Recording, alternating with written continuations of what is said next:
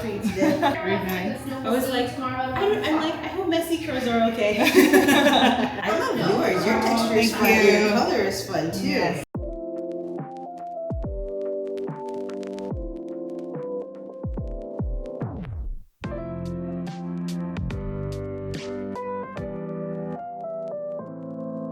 So tell me about you and your hair.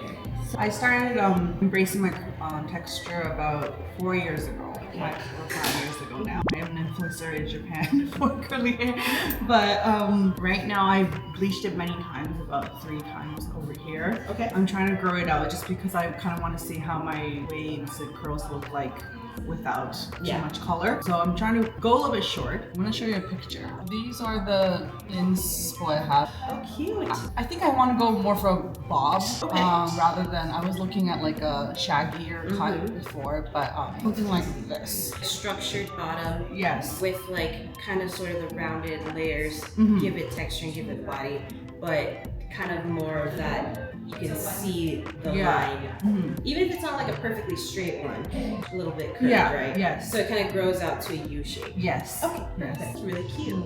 How about face frame? I do want face framing a bit. I do want to go a little bit shorter. I don't mind covering around this much. Okay. Hair. I know it rounds back a bit. So just maybe a little bit shorter than your hair. Okay. Yeah.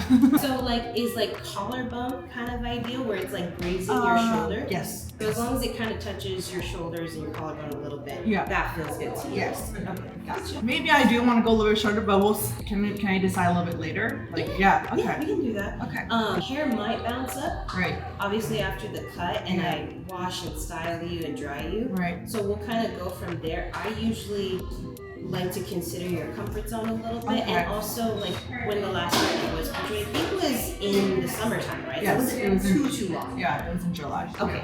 I definitely think getting the weight of this here will add so much more fullness, and it will give you a nice shape, and we can see a lot more. Like emphasize your texture that's already really pretty to begin with. Okay. So I think it'll be really fun. But yeah, we can technically go a little shorter later on. Okay. All right. And then you already have this here. Was this bangs before? Yes, it was. Do you want to keep bangs at all, or do you want that to just kind of grow out into a face frame? I do want it to grow out a bit and be a face frame, yes. Okay, so we're not committing to bangs. Yes. If this is where we're at right now, do you want to just kind of clean that up and kind of go with what's happening right now? Like kind of just do a cleaner version of that. Yes. And then this is your normal part. Right? Yes. Okay.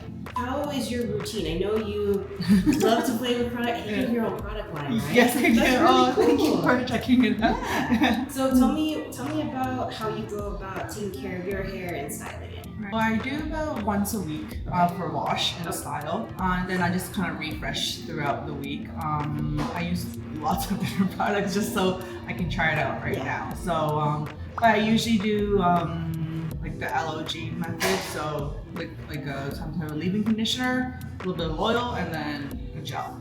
Okay. And then I diffuse. Okay. So that'll be my routine.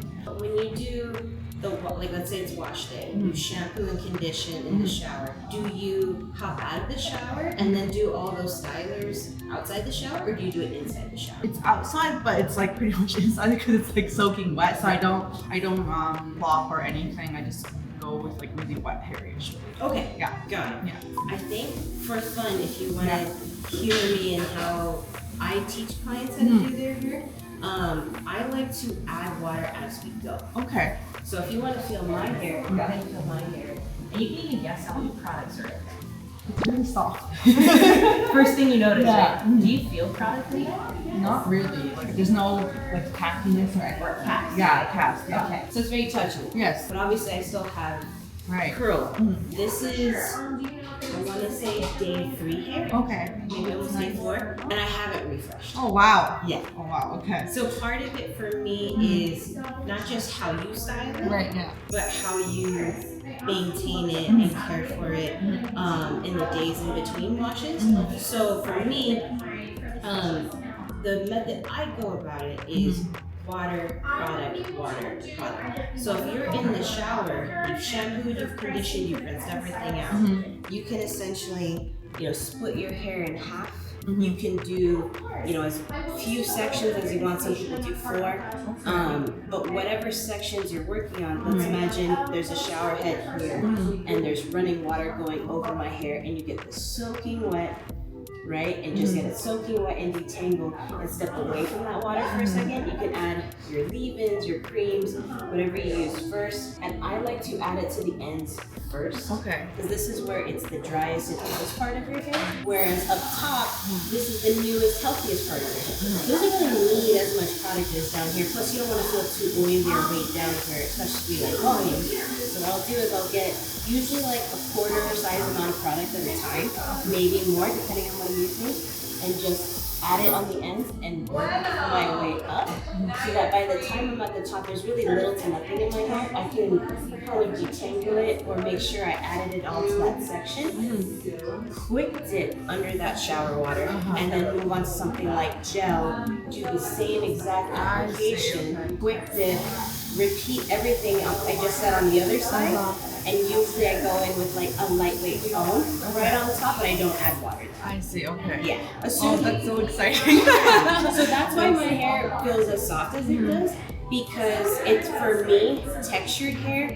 When I think of hydration, I don't think of like the labels on the bottle that say like hydrating shampoo and conditioner or anti-frizz or any kind of buzzwords, but it's like frizz control, which is always like, that's like the first thing we get self-conscious of, especially if you like definition, right? The way I go about it is water is actually what hydrates your hair, so that's kind of the foundation, and then you add product, water, product, water. So when you take those quick dips, it's not rinsing out the product entirely, it's softening the weight of it. I see. So even if it's like, let's say, a heavier gel or a gel that has a stronger cast, it will last you longer than, say, a lightweight mousse foam or light gel. You can dilute that with water, or you can do the quick dips and soften the effect of it, but still get the longevity without an over-the-top, aggressive crunch cast. Okay,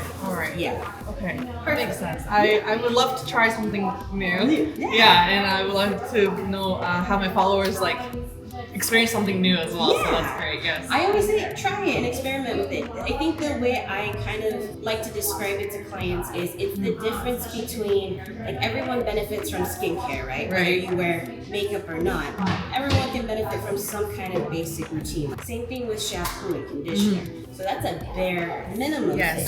Whereas styling is kind of like makeup. You don't have to necessarily wear it every day, but it feels good, especially if we want this to last in between our washes. So if you know how to do the first part of it, you have healthy hair, generally speaking. That's a good start to a healthy hair routine. So I'd rather you have what would be considered a solid skincare routine, in this case hair care routine, than rely on heavy amounts of styling product, almost like full coverage makeup, on top of things like acne or hyperpigmentation or things that we're trying to hide from ourselves that we're insecure about. Does that make sense? So we know how to enhance our own natural beauty. Any questions from that, or does that make sense? It does make sense. Okay, cool. So we talked about that. When it comes to styling, I know you said you're a once a week person and you like to refresh. So when you're thinking about doing your own hair, are you focused on definition, volume, or a little bit of both? I would say more definition. I'm trying to get used to getting more volume nowadays, so I don't mind doing both. A lot of my followers in Japan, it's like the texture hairs, there's still a lot of stigma that it's not professional or like it's not acceptable in the public. So a lot of people want to like tone down their hair, is kind of like go the opposite of volume. But I think myself and my followers are trying to kind of get used to it. Like it's okay. Like we have to start somewhere. So I think definition, once you know how to do it, kind of sets you up for a lot of success in styling, because I have clients where even when I style them, I get them more defined than they're used to. And I say, well, let's diffuse it, let's shake it out, let's kind of break up some of that perfect definition. So that way, if you're already defined to begin with and you break it up and you kind of make it messier and bigger, it kind of has like a cohesive texture to it, and it looks great. And it's like the same thing like with my hair. So I have different textures going on. I have a little bit of wavy, I have curly, I have coarse hair, I have silky hair. So part of it is kind of embracing every little uniqueness in your hair and going with it, not necessarily going against it. If I wanted perfect definition, my hair would be so flat to my head, it would almost look like a Renaissance helmet, is what I kind of joke. But even if, let's say, one of my coworkers or somebody else styles my hair and they get so much definition, I kind of lose volume. When my hair is 100% dry, I can just massage it, shake it out, you know, whatever feels good to me, and like there's still a shape. So that's where the haircut comes into play, but styling is completely up to you. So you can have day one definition and do it so well, it lasts you much longer. Whereas if you go for volume the first time, like on wash day, it's gonna look really nice, especially the first couple days, but it might not last you as comfortably as like a more defined style to begin. You might feel the need to refresh more often, which is totally up to you. Okay. Yeah. Any questions for me so far? Oh, I think you're explaining completely. Okay. Oh, yes. Perfect. I'm glad. I hope that translates well. Yes. I think some basic questions to ask about your hair health. Once a week is perfect for shampooing.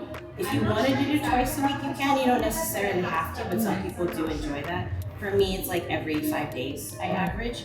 Do you ever go to bed with wet hair? No. Perfect. It's gonna ruin the elasticity of your hair, so that's why we want to avoid that. So I imagine you don't tie it back while it's wet. No, I only wash my hair usually in the morning, and then I just let it Air dry, and completely air dry by the end of the night. Okay. Yes. Do you feel comfortable diffusing, or have you tried it, or how do you feel about diffusing? I usually do like a mix of diffusing and air drying. So I usually start off just like hovering it around, and then I do my stuff, and then I come back kind of pixie diffusing or like kind of lifting it up with a diffuser, and then I finish it off. Yeah. So we kind of use it here and there. Okay. Yeah. Perfect. I would say if like you ever struggle to get volume at the roots, you can always dry the roots first and air dry that way, because water kind of sits here and it's not as porous, especially where you haven't dyed your hair, where this dries so much faster. Yes. So pixie diffusing is a great way to finish. But I would say try aiming for your roots and hover drying in different directions and see if that makes a difference for you. Okay. All right. We'll try that today. Okay. Too. We're not heat styling or straightening your hair too often. No, I don't. I haven't used the hair straightener for about a year. Okay. Yeah. How's that been? I physically didn't bring it to LA, so I'm not gonna buy. So you're forced to. Yeah. Oh, I did use a curling iron a bit, just to kind of enhance some of the curls. But not too often. Is there a specific area that you do it in? Just around the bangs area. Okay. Yeah. Is that because you just don't see as much curl as you want to? Yes. So we'll play with styling there and kind of see if we can figure out a way to get the most out of your texture there, so you feel less tempted to. Yes. Because if we keep doing that, it's going to do the exact opposite, which is going to make it drop and kind of straighten out and dry it a little bit, which we want to protect that. Okay. Are you ready to get started? Yes. A diva, would you consider yourself like you do diva haircuts, or? I don't specifically do diva cuts, but I will say I'm trained here by the owner, Dusty, and the main educator here, Audie. So between them, I know they've had education with Diva Girl, and they've had like the highest level of education. Riso cuts too. So they've gone through a lot of the courses. Based on their own experience and taking their favorite things from those courses, they've kind of customized an education for myself and my coworkers. So I would say there are elements that are there, but not entirely. Okay. Yeah. That's exciting. Have you ever had a dry cut before? Yes. So yeah, that's what we specialize in here, because then we can actually see what's happening with your haircut. start your own line? I think before, so I started doing my texture hair like pre-pandemic, and then during pandemic I was really bored, and then I was like, maybe I should start, doing some content for YouTube and Instagram, because I found that there's like no information on curly hair. Especially for the Japanese community, Yes, right? yes. Started that, and I've noticed that like I was spending a lot of money and time just trying to get products from abroad, and a lot of people don't speak English in Japan, which you will notice when you go there. Yes. My terrible Japanese Duolingo lessons starting from the summer may or may not be helpful. I have no idea. Can you? So I think. So I was translating like all these other products from the States or like the UK, and then I found it was very time consuming, and people couldn't really shop online because all the websites were in English. Yeah. So then that's why I was like, maybe I should just kind of start making my own products. And then I have no idea what I was doing at the very beginning, but a lot of the cosmetic companies kind of I pitched them the idea, like it's actually like a thing abroad, and there's curly products out there, and not only to make it straight but actually to enhance the curls. And then some people took interest, and then that's how it started. Cool. I actually got Japanese straightening when I was in middle school. Oh really? Oh yeah. My hair was long and it was straight and silky and flat to my head. And I stopped doing it when I was a swimmer in high school. But around high school was like the first time I started embracing my texture. And then for a lot of my 20s, I was like a wedding hairstylist in makeup art. I focused on 1940s, 50s, 60s hair. So it was cute, but like a lot of heat. So it was very damaging to my hair. And then right before COVID, probably like 2018, 2019, so I started really embracing my hair. Oh, I see. I think I did it for about 15 years as well. Really? Yeah. And I was always in the salon for about 5 to 6 hours because it took so long. Yeah. So everyone in this, customers who come to this salon has like some type of textured hair. Okay. I get everything from like the most coily, tightest curls to like the most slight bend. What I find that is a lot of times people will either pick me because of the way my hair looks, or something they see in my profile that looks like another client that looks like that. I see. But I do get a good variety. Okay, yes, I think I saw a lot. Yeah, I like to dabble. So any chance to play with every hair type, I do. Would you say my hair is wavy, curly? Like, would you say it's dense, coarse, or like thin? What would you? I would definitely say your hair is coarse. Coarse? I'd say pretty dense. I would say that I don't know full potential texture yet, but I see variation. Like I definitely see wave, but like because of the coarseness, like coarse hair likes to fluff, right? It doesn't really like to stay defined, so it helps the hair kind of expand. Right. So that's why it looks bigger. So I would say once I get to style your hair, I'll kind of know even a little bit more about it. You can see how naturally like wavy, curly everything is. I would say there's definitely potential for curl. Okay. But how much we're gonna get kind of depends on style it, how you dry it too, or how you cut it. So all of those variables matter. Okay. So is there a reason why you ask your clients not to style their hair when coming here? Yes. It's so that because if they come in, let's say they dry it by brushing it out entirely. Some people go completely straight from that, but they don't actually have straight hair. Some people just frizz out, but I don't know how much recoil their hair is to begin with. Some people put a heavy amount of styling products in it, so there can be buildup in the hair, or it can force the appearance of texture that is not quite your natural texture. So it's kind of like asking somebody when they go to a spa and they're gonna get a facial or something like that. It's like asking them to come with no makeup on. I see. Okay. It's so that there's nothing we're hiding. We can see kind of like what we're starting with, what the potential could look like. but I never really know entirely how a style is going to come out. I just follow, I don't want to say rules, but I follow a certain set of guidelines where how does the hair feel, you know, how many times do I need a shampoo for it to be free of buildup, or how well do I need to hydrate it so I can push as much moisture in there as possible. So there's a lot of factors that go into it, but every person's different. Right. I had some people come in their hoodies and I'm like, I'm so sorry. I understand that was like a little scary, but I promise it's for a good cause, it's for a good purpose. I do workshops in Japan for curly hair people, and then I ask them to come with like no styling products, and a lot of them just wear hats, and then they don't, or like it's in a ponytail or like a bun, and they don't want to. They just feel very uncomfortable. But it makes sense. Like you already have like a more uniform pattern happening versus this side. I had a client recently, she was from China, and she had coily hair, like some of the most coily hair I'd ever seen, and I thought that was amazing. But it just goes to show like genealogy, like there's so much I don't know when it comes to that and textured hair. So I love learning. I'm always learning. Did you ever got taught about curly hair? Technically, yes, but I don't think much of what I learned in cosmetology school has followed me at all. Because, like, I think when we think of textured hair, at least in America, automatically think of like maybe Dominican salons or black salons, or people who have those natural kinkier textures.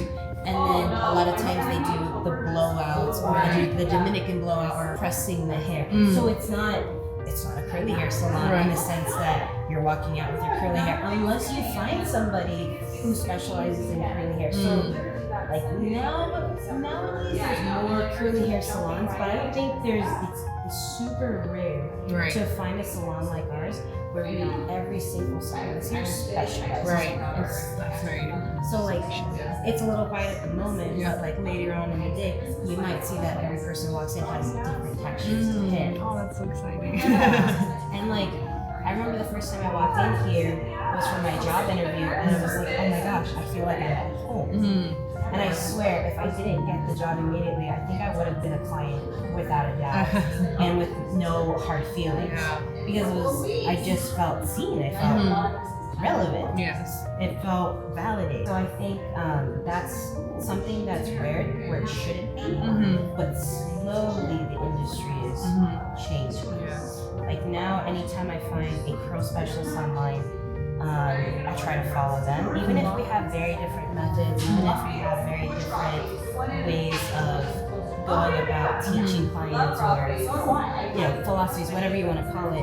I want to know what's out there. I want to know what clients are like now, experiencing, because I'm invested in my clients. You know, a lot of times it's like there's where your hair is at, and then there's where you are mentally with it. So having grown up in salons that didn't know what to do with my hair as well, it's daunting, it's scary, it's not exciting at that point. I like to make my appointments very educational and very exciting if I can. It is. So are there a lot of curly hair salons in LA, or not? You wouldn't say too many? I think a handful. Okay. About this. Like, and this is me personally, I'm not even speaking for anyone else here. Because I went so long without education on my own hair, I feel like there's so much people can learn about their own hair. I'll send home clients with notes. I'll show them videos of like me styling my hair. I'm not the best at editing and filming, but I'm happy to be filmed. I'm happy to talk about these things, because somewhere out there is somebody like me who would have appreciated this information sooner. So when I get clients that are like younger than me, and they get to come in to see a curl specialist, I think of like, I wish that was my experience as a kid. You know what I mean? So if they don't have to go through that, that lack of knowledge, like I did, or like we did, all the better. The world's changing for the better.